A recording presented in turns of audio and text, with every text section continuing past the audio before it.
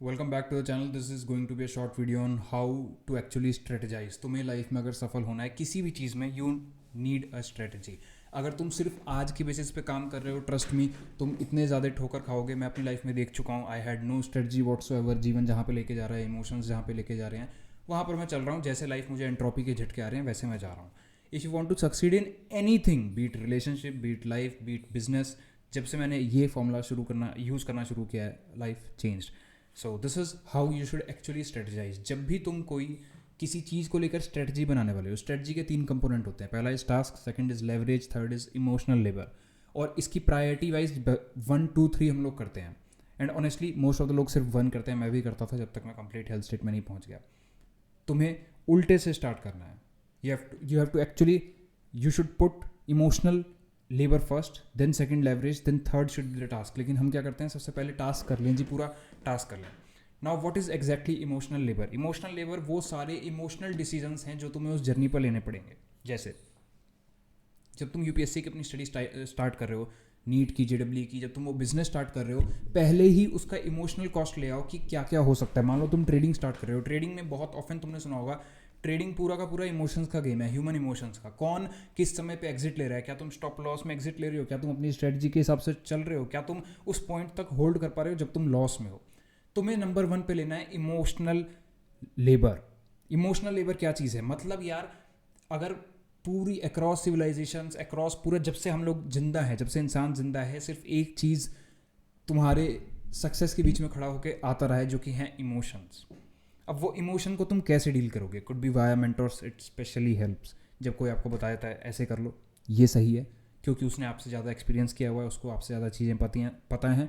That can be a great leverage on emotional labour part. Otherwise mindfulness helps. तीसरा, just listing out कि कौन कौन से emotions हैं जो तुम्हें आ सकते हैं और तुम उसको कैसे डील करोगे. तुमने तैयारी शुरू करी, तुमको पहले से ही इमोशनल लेबर एक दिन बैठ के कर लेना है. अपने एग्जाम की प्रेप कर रहे हो कि यार एक दिन आएगा जब मेरा पढ़ने का मन नहीं करेगा. ओके, उस दिन मैं क्या करूँगा? I have ultra entropy protocol, I have anti entropy protocol. मैंने इस पे वीडियो भी बना रखी है एंटी एंट्रोपी प्रोटोकॉल पे. जब वो इमोशंस के साथ में जाऊंगा, क्योंकि तुम जाने वाले हो, तुम इंसान हो. हम में से बहुत कम लोग हैं कोई हाइपर मेडिटेटर जिसने 2 साल 2.5 साल किया हो. It's not that easy. तो इमोशंस में आने वाले हैं. तुम्हारे घर पे कलेश भी होने वाला है, तुम्हारी बंदी भी तुमसे लड़ाई कर लेगी, तुम्हारा बंदा भी टॉक्सिक हो जाएगा बीच में. सब कुछ होने वाला है बिकॉज तुमने एक विजन सेट कर लिया. आज से पहले तुम्हारे पास विजन नहीं था तो तुम कहीं भी जा रहे थे, बट आज तुम्हारे पास विजन है. जैसे ही तुमने विजन बना दिया, एवरीथिंग बिकम्स सेकेंडरी और हर चीज़ अब डिस्ट्रैक्शन बन जाएगी. And how you will deal with that distraction if you don't know what emotions will be coming and how to face them? You need to have some protocols. Mentors is definitely a great protocol as far as emotional labor is concerned. Meditation works like charm. Journaling crazy. But तुम्हें वो पहले से emotional labour करना पड़ेगा. सच में भाई, पढ़ना आसान है. इनफैक्ट टू बी ऑनेस्ट, सही से पढ़ना भी आसान है, रिवीजन करना भी आसान है. तुम्हारे को मौत देती है गोल में. तुम्हारी जर्नी तुम्हें क्यों नहीं मिल पाती, तुम्हारी मतलब डेस्टिनेशन क्यों नहीं मिल पाती? Because you mess your self emotionally. तो पहली बात लिख लो यार, ऑलरेडी जो इमोशंस आने वाले हैं, 99.9 पीपल फेल हेयर. अपने इमोशंस ही बैलेंस नहीं कर पाएंगे, डर में आ जाएंगे.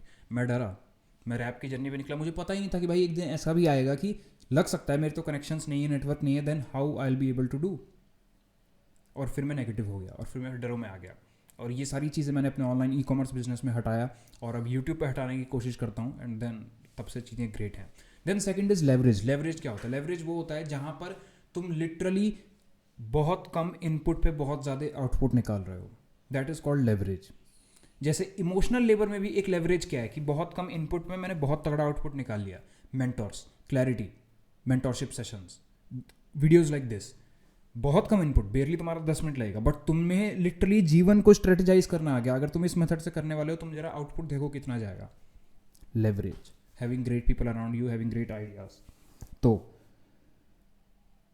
लेवरेज हर वो चीज़ है जो तुम्हें मिनिमम इनपुट पे मैक्सिमम आउटपुट देगी. जैसे अगर तुम पढ़ाई करना चाहते हो, लेक्चर्स देखना लेवरेज नहीं है. लेवरेज है एमसीक्यू लगाना या फिर वो चीज़ करना जो मेन फाइनल एग्जाम में आने वाली है.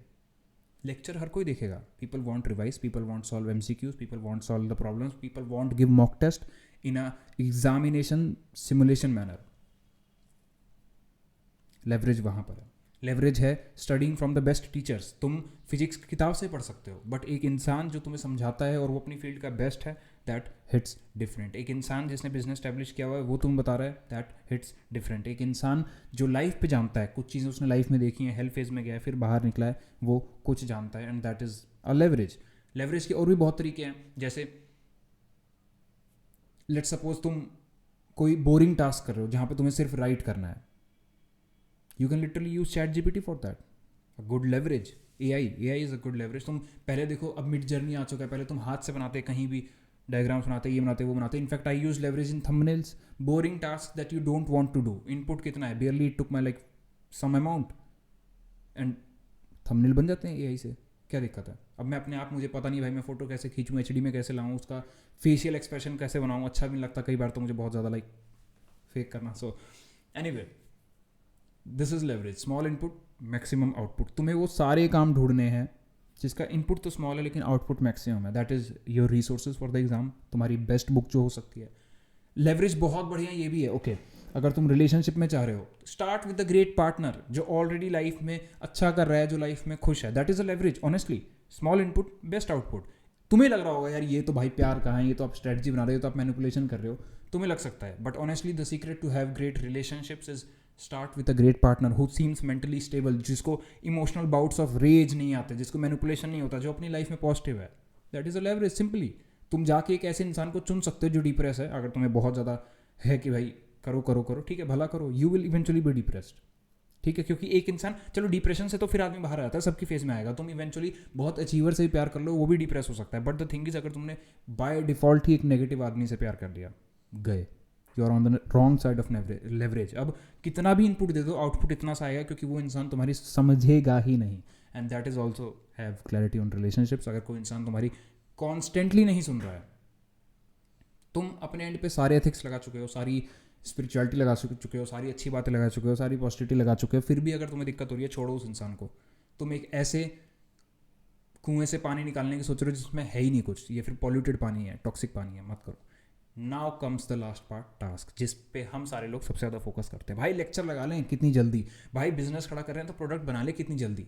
अरे टीम बनाओ. अगर अच्छी टीम है तो बिजनेस तुम खुद कर लोगे. अगर तुम्हारे पास, सच बता रहा हूँ, अगर तुम्हारे पास, तुमको लाइफ में पता भी नहीं है ना मुझे क्या करना है, जस्ट तुम्हारे पास आसपास अच्छे लोग हैं, लेवरेज, यू विल नो. लोगों को क्या है ना भाई, हम पहले काम शुरू कर लें, बाद में टीम आ जाएगी. Well that is a good step. Honestly आज मैं यूट्यूब कर रहा हूँ, उसको इवेंचुअली मैं स्केल कर दूंगा, but it's very good if you start with a great team. Task पे पहला फोकस मत करो. टास्क तो वो CEO वर्सेस वर्कर मोड है. तुम्हें एम्प्लॉय मोड में आना है बिल्कुल, बट तुम्हें CEO मोड में ज़्यादा रहना है, बिकॉज अपनी लाइफ के CEO तुम हो. अपने हफ्ते में एक दिन निकाला करो संडे का, जहाँ पे which will be your CEO mode, जहाँ पर तुम ऐसे स्ट्रेटेजाइज करोगे.